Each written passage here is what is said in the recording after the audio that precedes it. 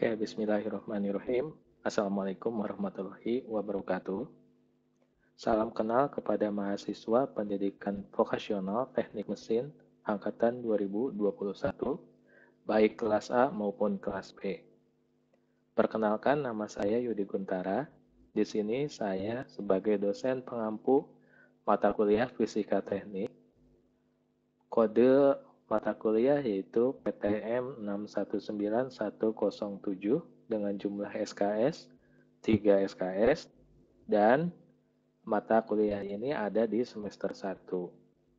Nah, untuk mengawali perkuliahan ini, pada pertemuan 1 kita akan bahas beberapa materi. Nah, yang pertama yaitu berkaitan dengan measurement atau pengukuran. Hal ini merupakan hal dasar yang harus dikuasai terutama pada bidang teknik mesin. Karena nantinya dalam mesin itu kita harus banyak melakukan pengukuran, baik dari segi pengukuran komponen mesinnya maupun dalam perencangannya ya. Oke, terus apa kaitannya fisika dengan teknik mesin itu sendiri? Supaya kalian semua paham bahwa fisika itu memang merupakan dasar pada bidang teknik mesin ini. Yang pertama kita harus mengetahui dulu definisinya. Nah, definisi fisika itu sendiri adalah ilmu empiris, di mana kata empiris ini berarti kan artinya praktik ya, lebih ke arah hal nyata, yang artinya ada suatu kegiatan pengukuran. Kenapa di sini diberikan warna merah? Karena kita akan lebih fokus pada kata pengukuran ini. Kemudian yang kedua yaitu untuk mengkomunikasikan hasil pengukuran. Maka digunakan sistem satuan. Maka dari itu, pada kalimat kedua ini, yang menjadi fokus utama berkaitan dengan besaran dan satuan. Kemudian selanjutnya, perbandingan antara pengukuran dapat dilakukan jika satuan ukuran umum digunakan.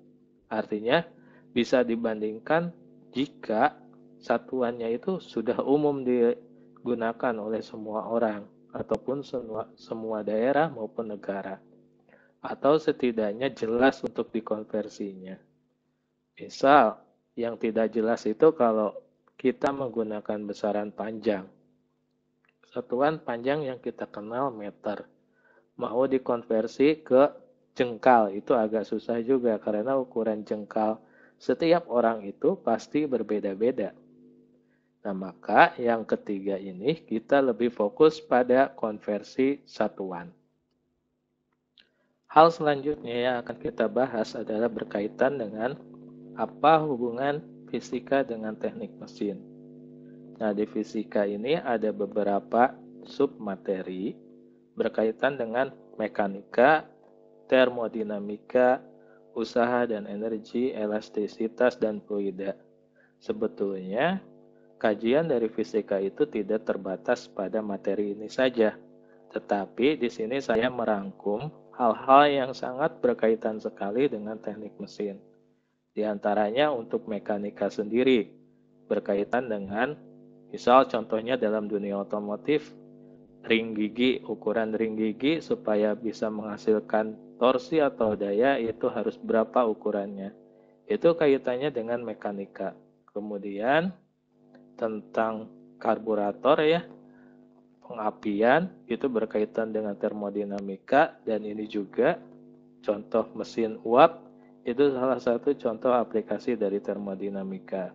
Jadi di sini materi-materi yang akan kita kaji berkaitan dengan hal-hal esensial atau hal dasar yang harus dikuasai ketika kalian nantinya akan mempelajari ilmu-ilmu dalam bidang teknik mesin lebih expert lagi atau lebih tinggi lagi. Oke, menginjak ke materi yang selanjutnya, kita fokus ke ranah besaran dan satuan. Apa itu besaran? Besaran adalah sesuatu yang dapat diukur. Ingat, itu satu ada istilah dapat diukur. Yang kedua, dinyatakan dengan angka, berarti unsur kedua harus ada angkanya. Dan yang ketiga, memiliki satuan. Ingat ada 3 unsur ya, bisa diukur, dinyatakan dengan angka, kemudian memiliki satuan. Nah, besaran ini dibagi menjadi 2. Yang pertama, yaitu dinamakan sebagai besaran pokok. Apa sih besaran pokok itu? Besaran pokok merupakan besaran mendasar yang dapat diturunkan menjadi besaran lainnya. Sistem satuan yang paling umum digunakan yaitu Sistem Internasional de Unit atau disingkat dengan SI, yang merupakan revisi dari sistem metrik. Jadi, di seluruh alam semesta ini yang diketahui atau yang paling pokok satuannya ada segini, ada 7 kurang lebih. Nah, jadi semua satuan lainnya yang banyak itu merupakan turunan dari besaran pokok ini. Nah, yang perlu kita perhatikan di sini adalah besaran pokok yang harus kalian pahami. Yang pertama ada massa. Ini namanya adalah besarannya. Kemudian ada satuannya itu kilogram. Kalau misalkan kita menggunakan di sini kan sistem metrik atau SI unit ya. Nah, kemudian lambang satuannya jadi kilogram ini kalau disingkat penulisannya adalah kg. Dimensinya adalah M. Nah, dimensi ini apa sih gunanya? Dimensi ini gunanya ketika kita ingin melihat besaran turunan itu sebetulnya terdiri atau tersusun atas besaran pokok apa saja. Nanti bisa dilihat berdasarkan dimensinya. Atau lebih praktisnya kita bisa lihat juga dari segi satuannya. Nah, kemudian di sini ada besaran panjang. Satuannya adalah meter, disingkat M. Dimensinya adalah L. Kemudian ada waktu, second, satuannya. Kemudian lambang satuannya adalah S kecil, dimensinya adalah T. Kuat arus listrik, ampere, lambang satuannya A, kemudian suhu. Jadi kalau suhu mungkin dalam keseharian kita sering menemukannya dalam satuan derajat Celcius. Banyak termometer yang kita gunakan satuannya adalah derajat Celcius. Jarang sekali yang Kelvin. Tetapi kalau misalkan kita menggunakan satuan SI, jadi yang harus digunakan adalah Kelvin. Lambang satuannya adalah K. Nah, di sini istimewanya, jadi kalau misalkan kita menggunakan satuan Kelvin, itu tidak ada penulisan derajat atau 0 di atas. Kalau misal kita menggunakan satuan derajat Celcius, biasanya ditulisnya 20 Celcius ya. Kalau di sini kita tidak boleh menggunakan lambang 0 tersebut. Nah, dimensinya adalah theta. Kemudian ada intensitas cahaya atau disebut dengan satuannya kandela. Lambang satuannya adalah CD dan dimensinya J. Kemudian jumlah zat, satuannya mol, lambang satuannya mol. Kemudian dimensinya adalah N besar. Nah, ada di antara 7 itu ada tambahan lagi, besaran tambahan yang tidak berdimensi. Ini disebutnya yang pertama sudut bidang, satuannya adalah radian, lambang satuannya adalah rad. Kemudian ada sudut ruang, satuannya adalah steradian, lambang satuannya adalah SR. Oke, ini adalah besaran pokok yang minimal harus kalian pahami. Kalau bisa sih sudah di luar kepala ya, terutama nama besarannya, kemudian satuan dan lambang satuannya. Kita lanjut. Yang selanjutnya itu adalah besaran turunan. Besaran turunan itu jelas merupakan besaran hasil penurunan 2 atau lebih besaran pokok. Di sini saya tampilkan beberapa contohnya. Misal yang pertama berkaitan dengan besaran frekuensi atau satuan yang lazim kita dengar, yaitu adalah Hz, dan lambang satuannya adalah Hz.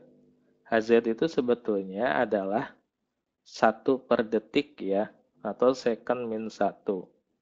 Kemudian ada gaya, satuannya adalah Newton. Lambang satuannya N besar. Nah, di sini lambang dalam SI, ternyata Newton itu adalah kilogram meter sekon min 2 atau kilogram meter per second kuadrat.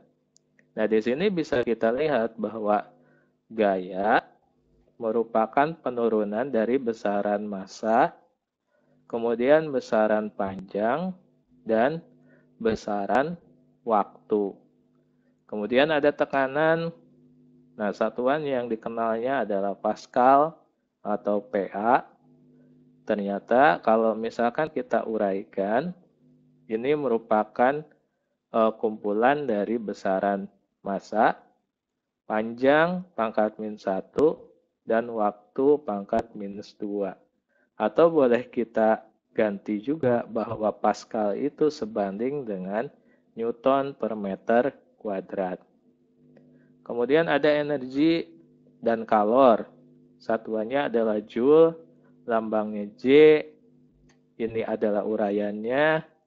Joule itu sama dengan Newton meter atau kalau berkaitan dengan kelistrikan itu adalah Coulomb volt atau watt sekon. Kemudian ada daya watt, W lambangnya. Itu sama saja dengan joule per sekon atau berkaitan dengan kelistrikan itu adalah volt ampere. Dan seterusnya, sebetulnya masih banyak, kalau besaran turunan itu hampir banyak sekali ya, berkaitan dengan bidang-bidang yang akan dikajinya. Seperti ini saja, dalam energi itu ada energi mekanik, ada energi listrik di sini. Banyak ya turunan itu. Oke, selanjutnya berkaitan dengan awalan atau prefix satuan. Sebetulnya apa sih gunanya awalan ini? Untuk mempermudah penulisan dan pengucapan. Apalagi kalau berkaitan dengan nilai-nilai angkanya terlalu banyak ya. Nolnya terlalu banyak. Ya seperti kita misal mempunyai uang 1.000 itu gampang. Kemudian sudah 1.000.000 itu nolnya sudah 6.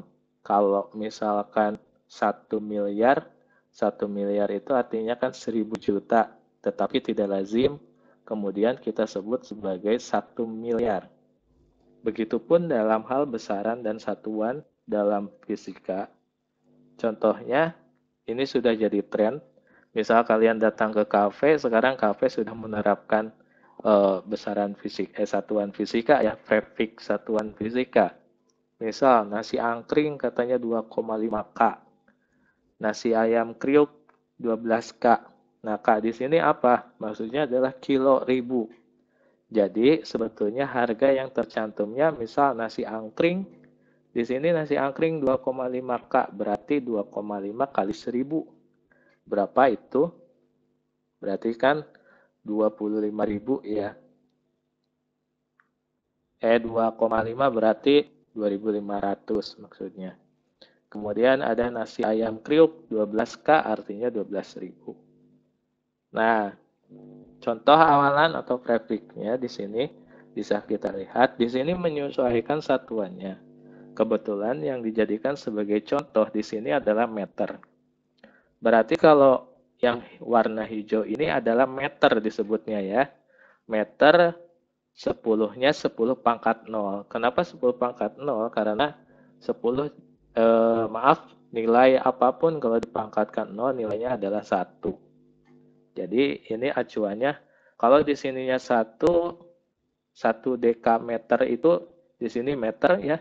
Naik ke atas 1 dekameter itu berapa sih? Ternyata kelipatannya adalah 10. Setiap naik itu kelipatannya 10.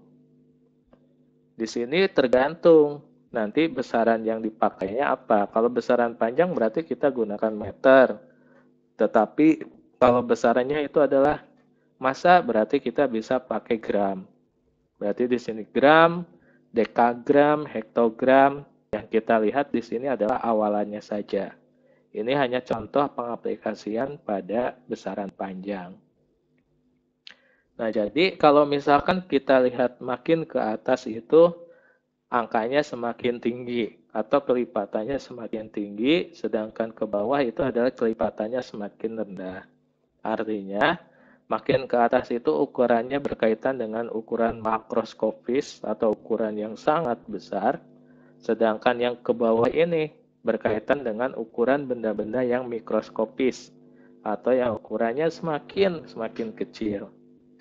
Nah, dari penulisan lambangnya juga berbeda. Kalau makin ke atas itu simbolnya juga bukan makin ya, artinya menggunakan huruf besar. Tetapi kalau ke bawah itu pakai hurufnya huruf kecil. Contohnya di sini kita sering menggunakan kuota ya. Mungkin kalian melihat YouTube ini juga, melihat video ini kan menguras kuota. Nah, satuannya biasanya pakai giga.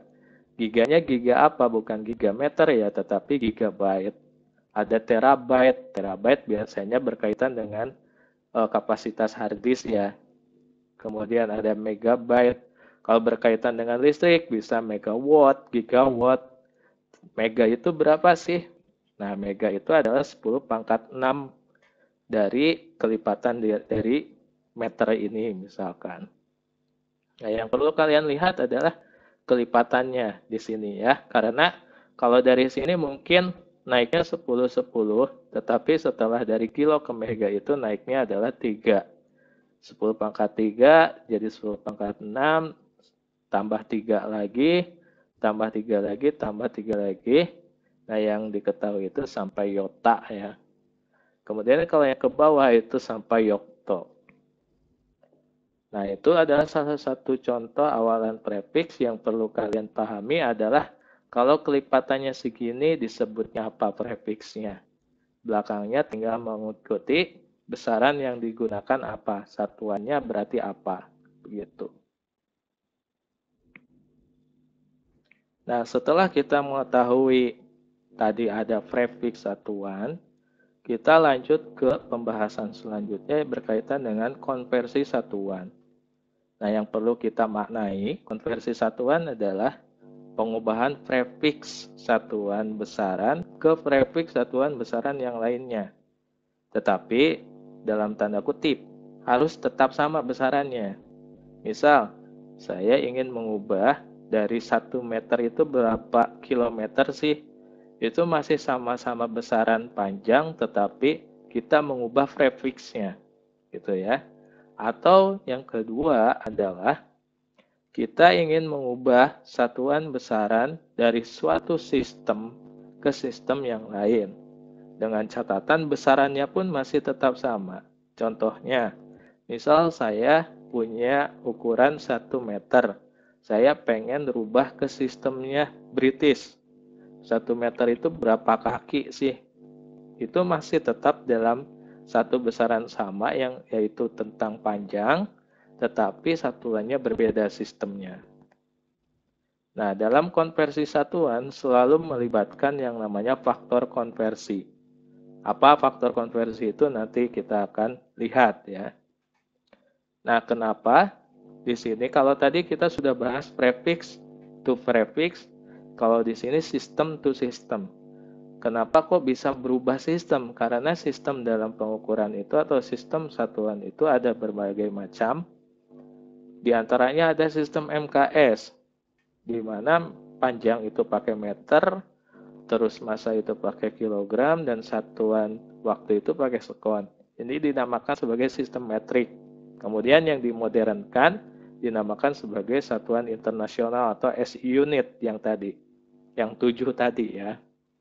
Kemudian ada sistem CGS, di mana panjang itu cm, kemudian massa itu gram, dan waktu itu adalah sekon.